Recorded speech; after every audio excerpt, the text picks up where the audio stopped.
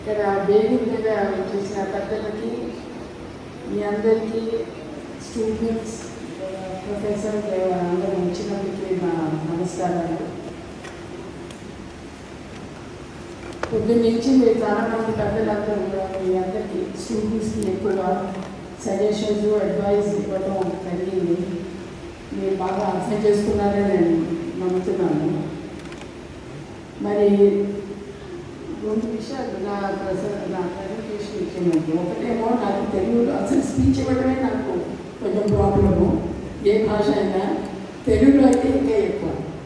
So you have to excuse me, నేను కొంచెం Telugu English ఏదో కొంచెం చేసి I try to get across my ideas. నా కెరియర్లో అంటే ఐఏఎస్ ఆఫీసర్కి మీ అందరికీ తెలుసు, డిపార్ట్మెంట్ నుంచి డిపార్ట్మెంట్కి తిరుగుతూ ఉంటాము. రమేష్ అంటే ఇప్పుడు ఫైనాన్స్లో బాగా చేశారు, హెల్త్లో చేశారు, యూఎన్కి వెళ్ళారు. అలాగే నేను కూడా చాలా డిపార్ట్మెంట్స్లో పనిచేశాను. కానీ నా ప్రివిలేజ్, నా అదృష్టం ఏంటంటే నా 36 సంవత్సరాల్లో దాదాపు 20 ఏళ్ళు నేను హెల్త్ డిపార్ట్మెంట్లోనే పనిచేశాను. బోత్ కేంద్ర ప్రభుత్వం అండ్ స్టేట్ ప్రభుత్వంలో. సో దానివల్ల నాకు ఒక రుచి కలిగింది, హెల్త్ గురించి బాగా అవగాహన వచ్చింది. పాలసీ లెవెల్ ఎక్కువగా నాకు లెవెల్లో ఎక్కువ ఎక్స్పీరియన్స్, అనుభవం వచ్చింది. ఇంకా నా మొత్తం హెల్త్లో కూడా కెరియర్లో ఒక నిజమైన ఒక తృప్తి కలిగిందన్నమాట నాకు. అదే హెచ్ఐవి ఎయిడ్స్ అవ్వచ్చు, లేదా బ్లైండ్నెస్ కంట్రోల్ ప్రోగ్రామ్స్ అవ్వచ్చు, యూనియన్ సెక్రటరీగా చాలామందికి మనం సేవ చేయడానికి ఒక అవకాశం ఉంటుంది. కాబట్టి మీరు ఇక్కడ ఉంటే వాళ్ళని చూడలేరు, డైకాన్ సీఎం చేస్తారా? Thank you. సో ఆపర్చునిటీస్ అన్నీ కూడా నేను కష్టపడి పనిచేశాను. దానికి నాకు ఇవాళ తృప్తి, నా భాగ్యం నేను కల్పిస్తున్నాను. ఇప్పుడు ఇవాళ నాకు ఒక 6 గంటలు ఇచ్చారు. దీంట్లో నేను పిచ్చి త్రూ నేషనల్ పాలసీ, ఎందుకంటే మీకు హెల్త్ పాలసీ మన స్టేటు, మన రాష్ట్రం ఎలా ముందుకు వెళ్తుందంటే ఒక కాంటెక్స్ట్ మీరు అర్థం చేసుకోవాలి. ఆ కాంటెక్స్ట్ బట్టి దాని మీద మీకు మీ భవిష్యత్తు ఏమవుతుందని మీరు గమనించాలి. మీరు నా జనరేషన్ అయిపోయింది, మేమేం చేయాలో, చేయగలమో, చేయలేదో అవన్నీ కూడా అయిపోతుంది. ఇప్పుడు దేశ అభివృద్ధి, దేశ భవిష్యత్తు మీ చేతిలో ఉంది. మీరు ఫస్ట్ ఇయర్ స్టూడెంట్స్ అవ్వచ్చు, ఫైనల్ ఇయర్ స్టూడెంట్స్ అవ్వచ్చు, మీ అందరూ కూడా ఈ ఆరోగ్య పాలసీలో కొంచెం ఇంట్రెస్ట్ చూపించి ఏ మార్గం తీసుకుంటున్నాం, ఎలా అభివృద్ధి చెందుతున్నాం, మనం ఏం చేస్తున్నాం, మన భవిష్యత్తు ఏంటంటే కొంచెం ఆలోచన చేయడానికి మీ పెద్ద రెస్పాన్సిబిలిటీ ఉంది. సో ఇప్పుడు ఫస్ట్ స్లైడ్ తొందరగా చెప్పేస్తాను. ఫస్ట్ స్లైడ్ ఏంటంటే నేషనల్ పాలసీ ఎలా, I don't think it's very clear. So మీరు చెప్పేస్తాను. ఫస్ట్ టైం మన ఇండిపెండెన్స్ వచ్చినప్పుడు జోసెఫ్ బోరే అని ఆయన ఒక పెద్ద రిపోర్ట్ రాశారు. దాంట్లో ఒక సెంటెన్స్ రాశారు, స్టిల్ మనం ఇంకా ఆస్పిరేషన్ని మనం పొందాలని మనం ఇంకా కూడా మనం తాపత్రయం పడుతున్నాం. దాంట్లో ఏం చెప్పారంటే ఎవరు కూడా, ఏ వ్యక్తి కూడా, ఏ సిటిజన్ ఆఫ్ ఇండియా కూడా షుడ్ నాట్ బి డినైడ్. ఎందుకంటే డబ్బు లేని వల్ల ట్రీట్మెంట్ పొందలేకుండా ఉండే పరిస్థితిలో ఉండకూడదు. అది మీకు తెలిసి మేము ఎంత దూరం ఆ ఆస్పిరేషన్ నుంచి. ఇవాళ డబ్బు లేని వాళ్ళు ట్రీట్మెంట్ తీసుకోలేకపోతున్నారు, డబ్బు లేని వాళ్ళు ట్రీట్మెంట్ తీసుకున్నా కూడా సగంలోనే ఆగిపోతున్నారు. ట్రీట్మెంట్ లేని పరిస్థితుల్లో వాళ్ళు ట్రీట్మెంట్ తీసుకున్న వల్ల వాళ్ళ ఉన్న ఆస్తులను కూడా అమ్ముకోవడం అవుతుంది, పేదరికం ఎక్కువ అవుతుంది. కోవిడ్ 2 సంవత్సరాలు కోవిడ్లో మేము దాదాపు పెద్ద ఇష్యూ అన్నమాట. ఇప్పుడు ఎక్కువగా సూసైడ్స్ కూడా ఫార్మర్స్లో అవుతున్న విషయం తెలిసే ఉంది. దాంట్లో సర్వే చేసిన 2 సంవత్సరాల కిందటి న్యూస్ ఇప్పుడు కూడా అవ్వచ్చు. దాంట్లో 25% అంటే నలుగురిలో ఒక అతను రైట్ సూసైడ్ చేసుకున్నాడంటే ఈ హెల్త్ బిల్స్ పాటించలేక, ఇంకా రుణాలు తీసుకొని హెల్త్ బాగాలేక మందులు కొనడంలో ఈ హెల్త్ కేర్ వల్ల.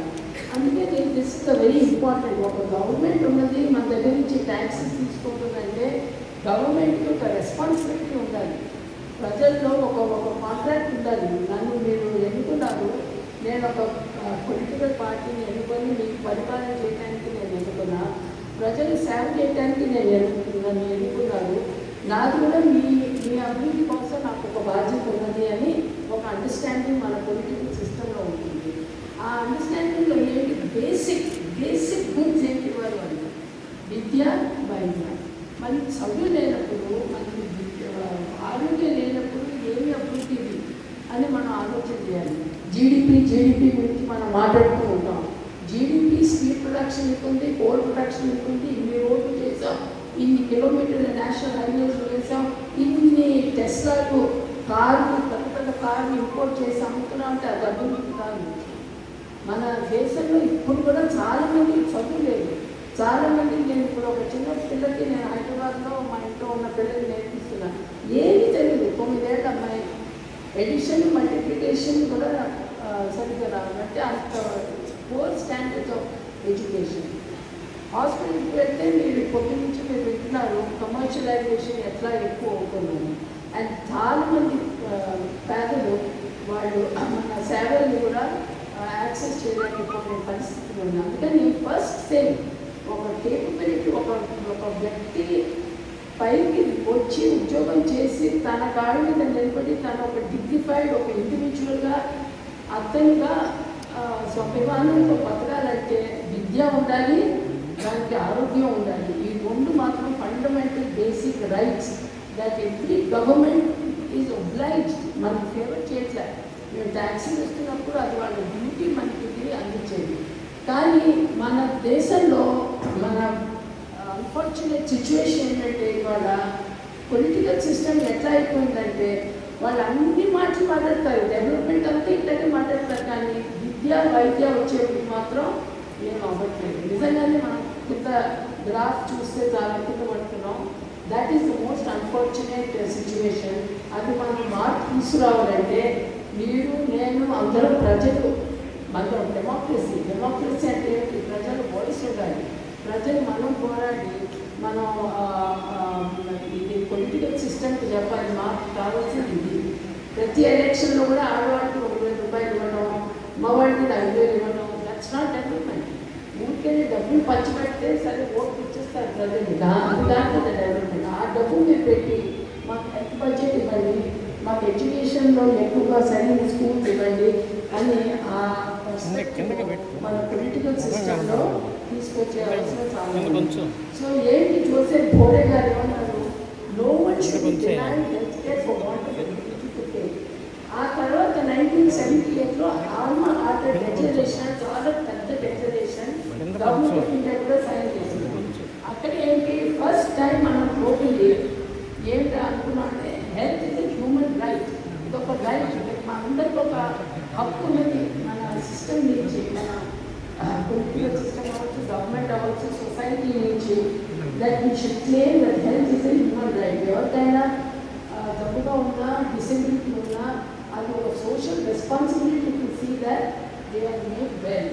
అది 2000 ప్రజలకు అందించాలని ఒక డెక్లరేషన్లో మేము కూడా పాల్గొన్నాం. దాని తర్వాత 1979లో ఇట్లా మీరు ఆల్మాట డెక్లరేషన్ మీరు నిజంగానే చేయాలంటే చాలా డబ్బులు కావాలి, మీదేమో పేద దేశం, మీకు అంత డబ్బులు లేవు అని రాక్ఫెల్లర్ ఫౌండేషన్ అని అమెరికాలో ఉన్న పెద్ద ఇన్స్టిట్యూషన్ వాళ్ళు అంతా వచ్చి గవర్నమెంట్ ఏం అడ్వైజ్ చేశారంటే, మీరు ఎక్కువగా పేదవాళ్ళకి వర్తించిన డిజీజ్ ఏవి, టీబీ అంటే, మలేరియా అంటే, లెప్రసీ అంటే, ఈ డిజీజ్ ఇన్ఫెక్షన్ డిజీజ్ వల్ల ఎక్కువ మంది చచ్చిపోతున్నారు. అదే వాళ్ళకి నేషనల్ ప్రోగ్రామ్స్గా పెట్టి అవి మీరు ఎక్కువగా ఫోకస్ చేయండి, ఉన్న 4 రూపాయలు వీటిలో పెట్టండి. కానీ కాంప్రహెన్సివ్ ప్రైమరీ హెల్త్ కేర్ అందరికీ మీకు వ్యాధులు ఏమేమి కష్టపడుతున్నారో వాటన్నిటికీ మీరు ట్రీట్మెంట్ ఇచ్చే పర్స్పెక్టివ్ మీరు తీసిపారేయండి, మీ దగ్గర డబ్బులు లేవని చెప్పారు. దాంతో సెలెక్టివ్ ప్రైమరీ కేర్ వచ్చింది. ప్రైమరీ కేర్ సెంటర్ ఉన్న మీకు ఈ 4-5 ఫ్యామిలీ ప్లాన్ అయితే, డెలివరీ అంటే, ఇట్లాంటి కొన్ని నేషనల్ ప్రోగ్రాంలో ఉన్న ప్రాబ్లమ్స్, నీడ్స్ ఉంటేనే మీకు మందులను ట్రీట్మెంట్ దొరికేది. తత్మా దీనికి అపెండిసైటిస్ వచ్చినా లేకపోతే వేరే ఇష్యూస్ ఏమైనా ఉన్నా కూడా మీరు ప్రైవేట్కి వెళ్ళాల్సిన పరిస్థితి కలిగింది. సో మనం 1983లో ఫస్ట్ నేషనల్ హెల్త్ పాలసీ తెచ్చాం. దాంట్లో గుర్తింపు ఏంటంటే ఎక్కువగా ప్రజలందరినీ మనం ఒక స్టేక్ హోల్డర్స్గా పార్టిసిపేట్ చేసి వాళ్ళతో మనం హెల్త్ పాలసీ తయారు చేయాలని చాలా అవసరం ఉందని నేషనల్ హెల్త్ పాలసీలో civil society and people's engagement is very critical and primary health care the corner stone అని చెప్పడం ఉంది. 1993లో మీరందరూ చాలామంది దాని తప్పుతూనే కుదిరినట్టున్నారు. సో మీకు తెలియదేమో కానీ గవర్నమెంట్ మన దేశంలో చాలా పెద్ద ఆర్థిక సమస్య కలిగింది. దానివల్ల ఉన్న బంగారం అంతా కూడా ఇంగ్లాండ్లో తాకట్టు పెట్టాల్సి వచ్చింది. IMF లాంటి సంస్థ దగ్గర నుంచి రుణాలు తీసుకోవాల్సి వచ్చింది. దాంతో కండిషన్స్ వరల్డ్ బ్యాంక్ అయితే IMF అయితే కండిషన్స్ పెట్టారు. మీ ఆర్థిక సమస్య తీర్చడానికి డబ్బులు ఇస్తాం, కానీ మీరు కూడా డబ్బు ఎక్కువగా ఈ హెల్త్ ఎడ్యుకేషన్లో ఖర్చు పెట్టడానికి వీల్లేదు. మీరు ఎక్కువగా whatever economic activity physical deficit అంతా పెద్ద తెచ్చేటట్టు చేయండి. ప్లస్ పాలసీని లిబరలైజ్ చేసి ఎక్కువ మందిని ప్రైవేటైజేషన్ చేయడం అంటే పబ్లిక్ సెక్టర్ యూనిట్స్ అన్ని తగ్గించడం, అది కొంచెం ఒక్కొక్క స్టేట్లో మారిందన్నమాట. 2000లో సెకండ్ నేషనల్ హెల్త్ పాలసీ వచ్చింది.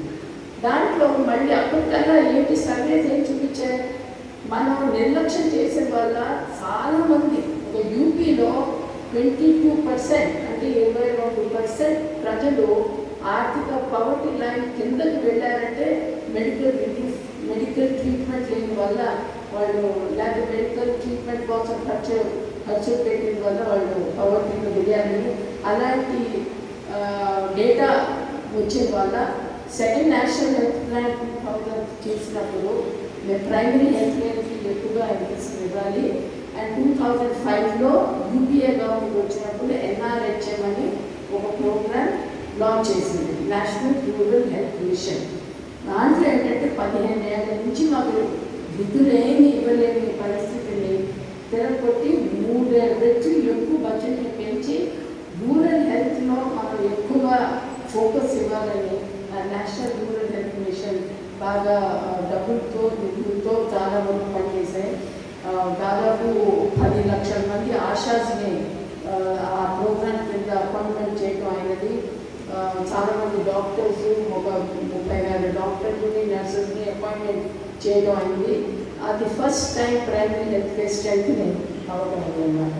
మళ్ళీ 2009లో మళ్ళీ Rockefeller foundation came up and said ఇది కాదు, మనం యూనివర్సల్ హెల్త్ కేర్ కోసం ఒక ఆస్పిరేషన్ పెట్టుకోవాలి అని యూనివర్సల్ హెల్త్ కవరేజ్ అని ఒక ప్రోగ్రామ్ ఇప్పుడు ఇంటర్నేషనల్లీ అది పెద్ద ప్రోగ్రామ్ అన్నమాట.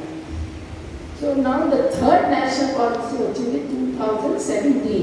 సో థర్డ్ నేషనల్ పాలసీ ఇక్కడే ఉన్నాడు మనది. సరే ప్రభుత్వం ఏదో చేస్తూ ఉంటుంది, PHCs అన్నిటి కూడా వెల్నెస్ క్లినిక్స్ చేద్దాం. సో ఇది greater integration of traditional medicine అంటే ఆయుర్వేద లాంటివి, హోమియోపతి ఇవన్నీ ఉన్నాయి మనకి, అవి అలోపతిని ఇంటిగ్రేట్ చేద్దాం ప్రైమరీ హెల్త్ కేర్ సెంటర్స్లో. వాటిని వెల్నెస్ క్లినిక్స్ అంతా ఒకటి. రెండోదేమో ప్రైవేట్ సెక్టర్తో పార్ట్నర్షిప్ పెట్టుకొని ప్రైవేట్ సెక్టర్లో ఉన్న హాస్పిటల్ని, ప్రైవేట్ సెక్టర్లో ఉన్న డాక్టర్ని కూడా మనం ఉపయోగించుకొని మనం health for all aspirations create చేద్దామని అనుకోండి. అది అక్కడి నుంచి ఇవాళ కథ ఏంటి ఒకటేమో ఇంటర్నల్ అనుకుంటే కంప్లీట్గా పెట్టేసుకో. ఇప్పుడు మన దేశంలో clear divide north and south. సౌత్లో ఏంటి 100 మందిలో 68 people suffer from non-communicable diseases. నా ముందే డాక్టర్ గారు చెప్పారు, what is non-communicable diseases are lifestyle diseases, heart, cancer, mental health, all these are non-communicable diseases which are lifestyle diseases, and that is in the south, 68% of disease burden. Northలో ఇప్పుడు కూడా 35% ఏమో communicable diseases. So మన నార్త్కి సౌత్కి ఇది this is the difference. There in the north there is 35% of communicable disease, 55% it is the opposite. We have 68% of bone coming, 20% of communicable diseases. So ఇక్కడ మనకి ఎక్కువగా నార్త్లో diarrhoea, respiratory infection వల్ల suffer అవుతున్నారంటే మనకి ఎక్కువగా cancer, cardiovascular diseases, COPD, asthma లాంటి respiratory infection and diabetes ఇది మనకి ఎక్కువగా కలుగుతుంది. సో దీనివల్ల మన హెల్త్ సిస్టమ్ కూడా మార్చాలి. మన డిజీజ్ ఫ్యాక్టర్ ఏమిటి, ప్రజెంట్ ఎలాంటి సేవలు కావాలి బట్టి మన సిస్టమ్ కూడా మార్చుకునే పరిస్థితి అక్కడ కూడా పనిచేయాలి. Second thing is see, but I think these can be made into copies and sent that we use because it's a national policy. After national health policy, urban health care, mother side urban areas provide check on it. But communicable diseases, non-communicable diseases, programs design check on it. Infrastructure maintenance and infrastructure. ఆంధ్రాకి వచ్చినప్పుడు ఇప్పుడు ఆంధ్ర పరిస్థితి ఏంటి? ఆంధ్రలో under కొన్ని indicators ఉన్నాయి. అది world over మన దగ్గర కొన్ని ఇండికేటర్స్ కామన్ అవుతాయని కంపేర్ చేయడం. Japan, US, Bangladesh, UP, Kerala comparison చేయడానికి కొన్ని ఇండికేటర్స్ మనం తీసుకుంటాం నార్మల్లీ. అవి proxy for way health system is functioning అని వస్తుంది. సో ఒక ఇండికేటర్ ఏంటంటే అండర్ 5 మార్టాలిటీ. అది గోల్ ఏంటి? 1000 మంది పిల్లలు అండర్ 5 అందుకంటే తక్కువ వయసు పిల్లలు 27 మంది కంటే ఎక్కువ మరణించకూడదు. అది ఆల్ ఇండియాలో 32 మన పిల్లలు. ఆంధ్రాలో 27 అండ్ జర్మనీ లాంటి దేశంలో 4, కేరళలో 10. అంటే మనం 27 ఇవాళ అయితే కేరళలో 10 అయితే అంత మనం ప్రయత్నించాలి ఇప్పుడు మోర్టాలిటీ. మెటర్నల్ మోర్టాలిటీ అంటే డెలివరీ వల్ల అది 1,45,000 మంది ఆంధ్రాలో పోతున్నారు. ఆల్ ఇండియాలో 97, జర్మనీలో 3 గర్భవతులే వెళ్ళాలి అండ్ కేరళలో 19. ఇన్ఫెంట్ మార్టాలిటీ రేట్ మనం 24 ఆంధ్రప్రదేశ్లో, all India 28, 3 in Germany, 10 in Kerala. So with Kerala, South India lo unna state and every indicator they are at least 3 times better than Andhra. So mana anta kashtapadi Andhra lo we have to improve our health systems so that we match up to Kerala, and Germany is 3 times better than Kerala. So the distance is quite hard. Longevity of life has increased from 60 to 70 years in Andhra Pradesh. Now TB అంటే టీబీలో కూడా ఇంకా మనకి చాలా మంది ఉన్నారు. 174 tribal areas అయితే ఇంకా ఎక్కువ, అంటే 1,00,000 మందిలో 310 మంది టీబీ ఇంకా వస్తుంది. యాక్చువల్ ఫిగర్ ఏమో ఆల్ ఇండియాలో 210, ఆస్ట్రేలియాలో 6 మంది వస్తుంది అన్నమాట. అంతే మన దేశంలో 174. అలాగే యాడిక్వేట్ ఇన్ఫ్రాస్ట్రక్చర్ బాగా క్రియేట్ చేశారు. మొత్తం I must give credit to the Jagan government in that sense. ఒక 50,000 మంది పోస్ట్ ఫిల్అప్ చేసి డాక్టర్స్ అందరినీ కూడా కేటాయించారు. దానివల్ల ఇవాళ సెకండరీ హాస్పిటల్స్లో మనకి 4% వేకెన్సీస్ ఉన్నాయి. ఆల్ ఇండియాలో మొత్తం దేశంలో 61%. అంటే Andhra is really far better off 4% as against 61% all India. But in mortality cases మనం ఇన్ఫెక్షన్ డిసీజ్లో కొంతవరకు బాగా చేసిన నాన్ కమ్యూనికబుల్ డిసీజెస్లో మాత్రం we're very high. Non communicable diseases 1,00,000 మందిలో 540 మంది చనిపోవడం అవుతుంది. కానీ ఆంధ్రాలో 84%, అంటే ప్రతి వాడిని మనం స్క్రీనింగ్ చేసినప్పటికీ we still have at high level of mortality. So మనం చాలా చేయాల్సి ఉంది. And out-of-pocket expenditure is also continuously very high. Now, what we need to think about is this. They're going to see these slides. They're going to be very useful. This is the structure in this is the way in which healthcare is delivered. పైనేమో project, వాళ్ళకు project అనుకోండి, and over here, this is the sub-centers which are called health and wellness clinics. అక్కడ ఇప్పుడు a nurse, DSC nurse, then the GNM nurse works as a CHO, community health officer, ANMs ఉంటారు, ASHAs ఉంటారు.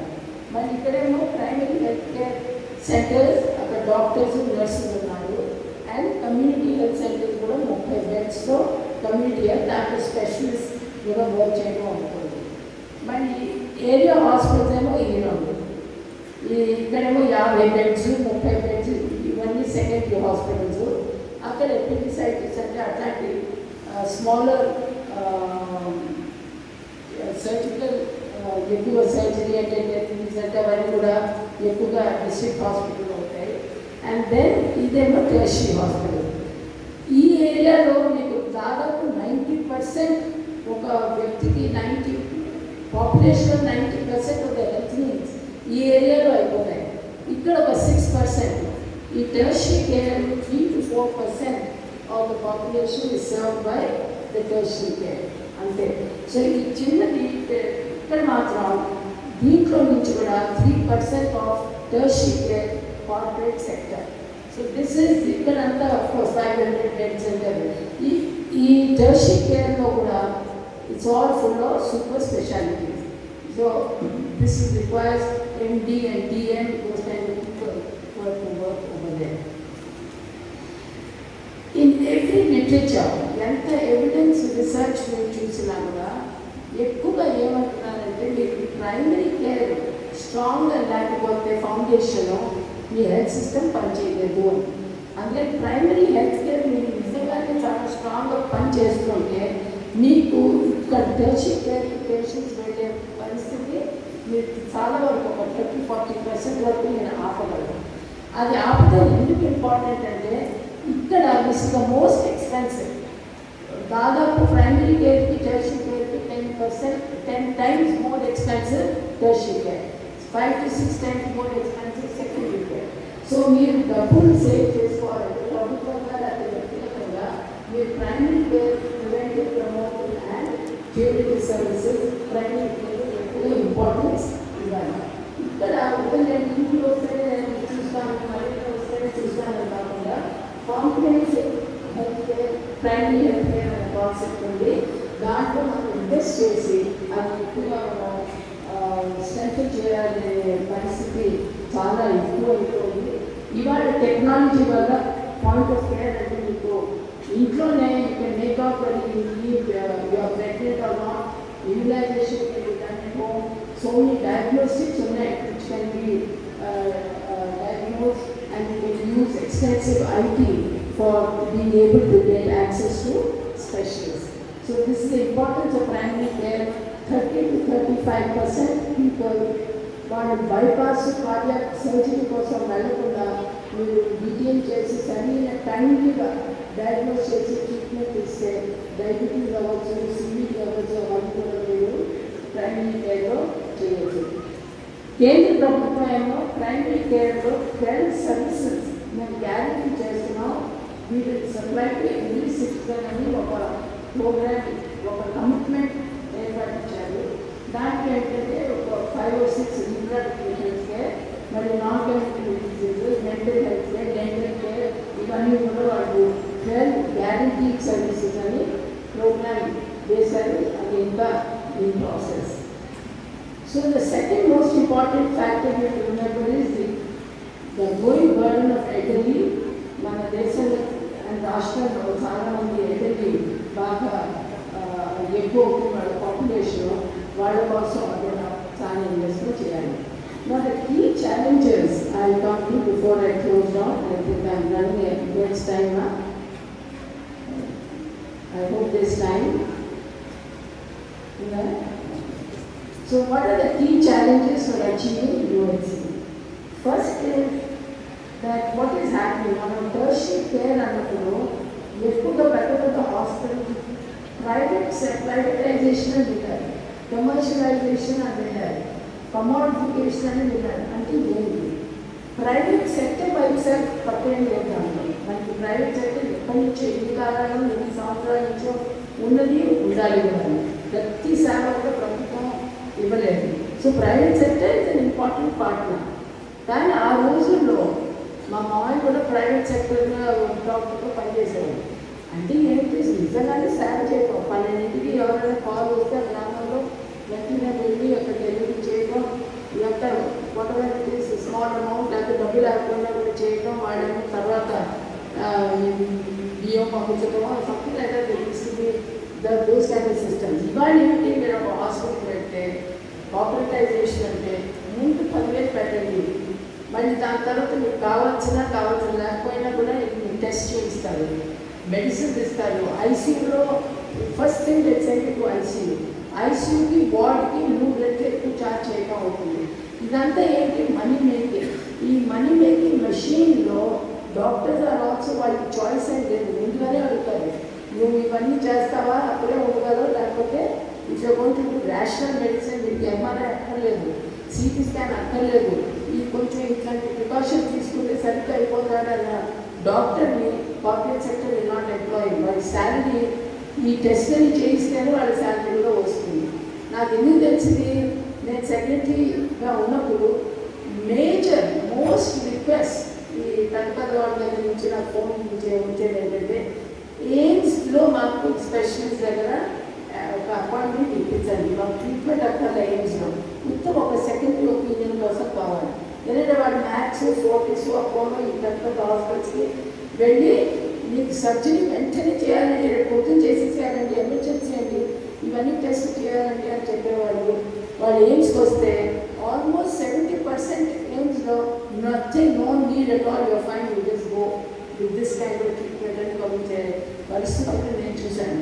So అందుకని private public సెక్టర్లో ఏంటంటే motivation of private sector ఏమో money ఎట్లా మనం ఎక్కువగా రెవెన్యూస్ ఎర్న్ చేయగలం, దాంట్లో పేషెంట్కి ఒక ఇన్స్ట్రుమెంట్ అయిపోతారు. పేషెంట్ ఎవరైనా వస్తే వాళ్ళ మీద ఎంతెంత బిల్లింగ్ మనం చేయగలము. పబ్లిక్ సెక్టర్ అంటే గవర్నమెంట్ రన్ ఇన్స్టిట్యూషన్లో వాళ్ళ శాలరీ కొట్టుకుంటే they have no incentive to make money on you. That's why this commercialisation is not there. But what is the serious matter, నువ్వు ప్రాఫిట్ చేసుకోవాల్సిందే. పెట్టుబడి పెట్టావు, హాస్పిటల్ కట్టావు, డాక్టర్కి జీతాలు ఇవన్నీ మెయింటెనెన్స్ కోసం కొంతవరకు డబ్బులు ఛార్జ్ చేయాలి, కొంతవరకు ఇంటికి కూడా తీసుకోవాలి. So some amount of profit estimate it is correct also. But today ఏమవుతుందంటే ఈ ఎక్కువ పెద్ద పెద్ద hospitals which are 80% of our tertiary care is really in this corporate hospital, 3%, 4% of corporate hospitals really run the entire tertiary sector for us, the entire medical tourism for us. ఇది ఎక్కువగా venture capitalist private equity firms కొంటున్నాయి మన దేశంలో, ఇంకో దేశంలో. మణిపాల్ ఒకటి ఉంది, Manipal has been bought up by private equity firms. Care hospital అని హైదరాబాద్లో ఉంది, that has been bought up by KKR, IHH. ఇవన్నీ కూడా పెద్ద చైన్స్, ఇంటర్నేషనల్ చైన్స్లో they are very big hospitals and private equity. వాళ్ళకి మొత్తం ఏంటి, వాళ్ళు డబ్బులు ఇచ్చి కొన్నప్పుడు ఫస్ట్ టార్గెట్ మాకు మేము ₹1 పెట్టిన దాంట్లో 25% ప్రాఫిట్ మాకు చూపించాలి, రేట్ ఆఫ్ రిటర్న్ అది 25%. సో మీ స్టార్టింగ్ పాయింటే అలాంటి కండిషన్తో ఉందంటే ఇట్స్ మోర్ బిజినెస్ దాన్ సేవ. అల్లడి గారు బాగా సేవ గురించి మాట్లాడారు. సేవ అనేది ఏమీ లేదు, first you have to meet these commercial targets. So this is the worry. మన దేశంలో ఎట్లాగో సర్జరీకి కావాల్సిన డాక్టర్స్కి 20-25%, 40% డాక్టర్స్ ఉన్నారు మన దగ్గర, సర్జన్స్. ఇప్పుడు ఈ ఉన్న 40% సర్జన్స్ కూడా ఇలాంటి హాస్పిటల్స్ వెళ్ళి if they are going to be working at these commercial rates, what happens to the demand, what happens to the rest of the Indians is something that we need to be worried about. So this is an issue that all of you must be very aware of, must resist. So corporatization and privatization is the first step. Adi ayin tarvata next time passing on to the big companies, international companies, the international capital comes and that changes the entire pricing structure which become unaffordable for ordinary Indians, including insurance. ఇక్కడ ఈ జిల్లాలోనే ఏం చేసాం మనం, ప్రభుత్వం Chittoor district హాస్పిటల్ని అప్పుడు ఇచ్చేసాం.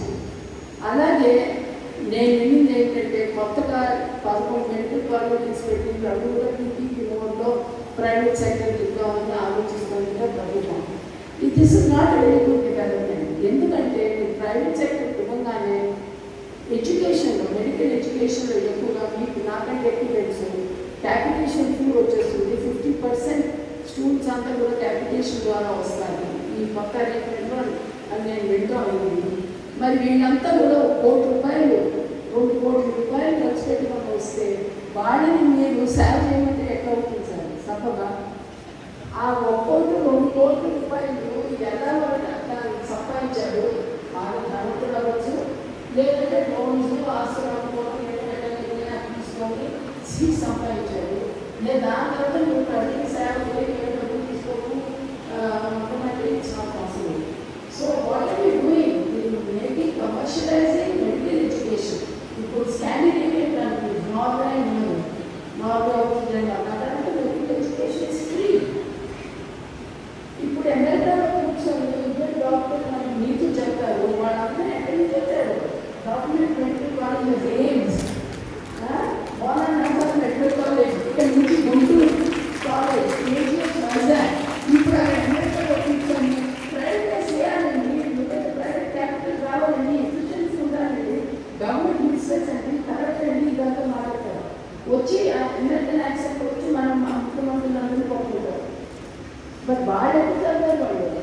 వాళ్ళు ఏమి ఖర్చు పెట్టుకుని ఇప్పుడు అక్కడ వాళ్ళు పెద్ద శాలరీస్ అవుట్పుట్ పెట్టారు. సో ఏంటంటే this kind of double sidedness should be stop. And ఇక్కడ ఉన్న డాక్టర్లు అందరూ కూడా have to take interest in this and negotiate with the political system that you cannot privatise medical education. మన హెల్త్ సిస్టంలో ఒక I don't use the word corruption, but distortion వచ్చిందంటే first mainly medical education వల్ల. ఈ క్యాపిటేషన్ fee అంటే మాత్రం I'm completely against it. పెట్టుబడి మీకు అంతంత అంటే డిస్ట్రిక్ట్ మీ దగ్గర ఉన్న అసెట్స్, డిస్ట్రిక్ట్ హాస్పిటల్. ఇప్పుడు యూపీలో చాలా బ్యాక్వర్డ్ ఏరియాస్. మీరు యూపీకి ఎప్పుడన్నా గో యూసి బ్యాక్వర్డ్ అంటే నేనేం చెప్పను, ఒక దాదాపు ఆంధ్రాకి 70 సంవత్సరాలు అనుకున్నారేమో. షబస్తి అని ఈస్టర్న్ యూపీకి ఏమీ లేదు అక్కడ. అలాంటి డిస్ట్రిక్ట్స్లో ఉన్న డిస్ట్రిక్ట్ హాస్పిటల్, అక్కడ భూమి బాగా ఉంది ఆ డిస్ట్రిక్ట్ హాస్పిటల్. ఆ రియల్ ఎస్టేట్ కోసం అని కొనేవాళ్ళు ఇంట్రెస్టెడ్. ఆ డిస్ట్రిక్ట్ హాస్పిటల్ని ప్రైవేటైజ్ చేయడం అవుతుంది. అది డిస్ట్రిక్ట్ హాస్పిటల్. అలాగే మధ్యప్రదేశ్ వెరీ బ్యాక్వర్డ్ స్టేట్, అక్కడ కూడా 10 డిస్ట్రిక్ట్ హాస్పిటల్స్కి చేయడం ఉంది. బట్ సివిల్ సొసైటీ రెసిస్టెన్స్ వల్ల they have I think stayed it right now. లేకపోతే 300 కోట్లు 264 crores పెట్టి ఒక్కొక్క డిస్ట్రిక్ట్ హాస్పిటల్ మనం ప్రైవేట్ సెక్టర్కి ఇచ్చేద్దామని ఈ చిత్తూరు మోడల్లో ట్రై చేస్తున్నాం. మనం ఆ రూట్లో వెళ్ళాము. దానికి పాలిటీషియన్స్ ఏమంటారు? డబ్బులు లేవండి, నిధులు లేవండి. నిధులు డబ్బులు కాదు, ఇక్కడ ఇట్స్ క్వశ్చన్ ఆఫ్ ప్రయారిటీ. మీరు దేంట్లో ఖర్చు పెడుతున్నాం మీరు తీయండి, మీ బడ్జెట్ మాకు చూపించండి. మీ ప్రయారిటీ ఉన్నదా లేదా అది మనం చూసేది. It's very important. సో ఇప్పుడు డిస్ట్రిక్ట్ హాస్పిటల్స్ అంటే మన గవర్నమెంట్ అసెట్స్ కూడా మీరు ప్రైవేట్ కోసం ఇచ్చేసారంటే then you finish your whole assets. You cannot give because it's only the government which can give rational care, not and at reasonable cost and more accessible. And then I'll end with just 2 more things. One is మీరందరూ ఇక్కడ ఎక్కువగా students వచ్చారు. మన కరికులంలో కూడా కొంచెం changes రావాలి. ఆ కరికులంలో 2 things I feel you must understand very clearly. One is a little bit of economics.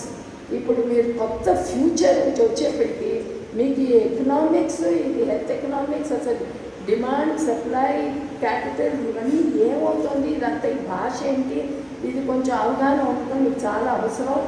Because this is where you can contribute in trying to understand the market and how it functions. That is one. The second is technology. మన దేశంలో ఎక్కువగా పొద్దున్న paper తీస్తే పూజలు, మందిరాలు, కుంభ కుంభమేళాలు ఇదే కానీ we don't have a scientific temper. ఎక్కడన్నా విన్నారా? Last time you heard a news paper talking about some scientific temper. ఎంతసేపు పూజలు, ఈ రామ మందిరం, ఈ శివ మందిరం, అని నేను తిరుపతి దేవుడు ప్రొటెక్ట్ని, అది నేను కూడా వెళ్ళొచ్చాను. మందిరం is okay, but you have to have a scientific temper and you must develop that ability to look at evidence and to you are getting in to an AI age. అది నేను అట్లా మీకు ఆర్టిఫిషియల్, మీకు computerisation and artificial intelligence నుంచి మీరు బయట మీరు తప్పించుకోలేరు. That's going to come very quickly, very rapidly. And in health, there are a lot of benefits of artificial intelligence also. Technology is going to change the whole manner in which we are doing healthcare. Adi meeru avanni maankoni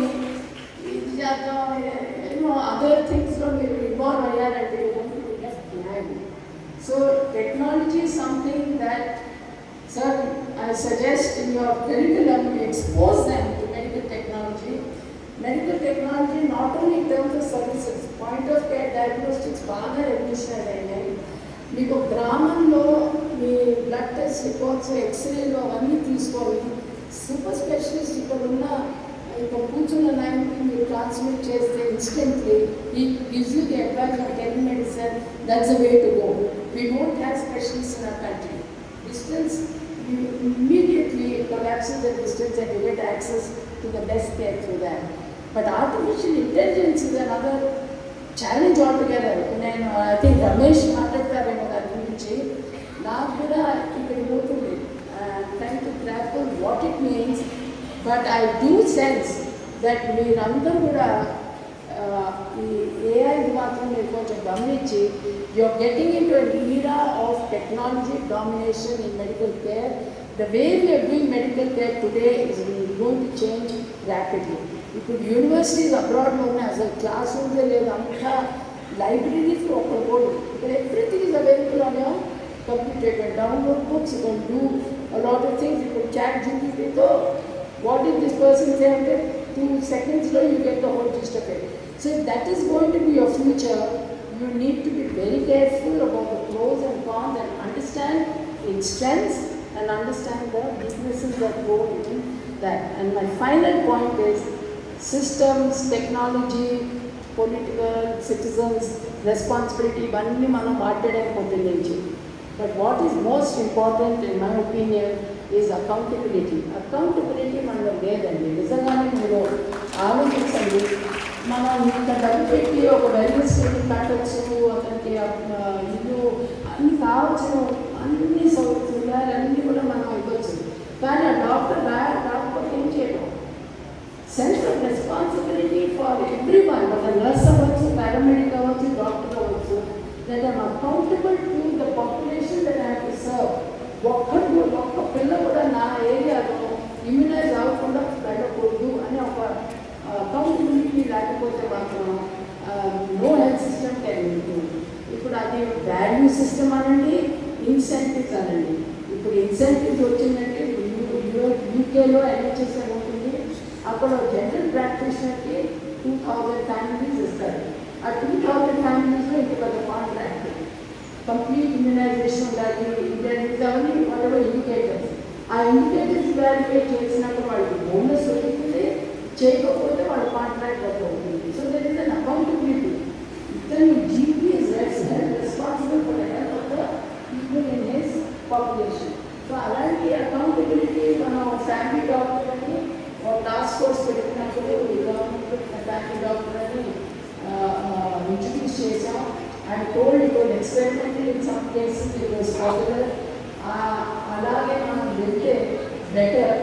and కొంచెం యూకేలో ఉన్న సిస్టమ్ని కొంచెం మనం adapt చేసుకొని we make the primary health care accountable to the people and have a dedicated population to serve అని కొంచెం trend అట్లేకపోతే చాలా హెల్త్ అంతా హెల్త్ సిస్టమ్ అంతా కూడా ఇంప్రూవ్ అవుతుంది. Thank you for the attention. Sorry for my English, Telugu, everything.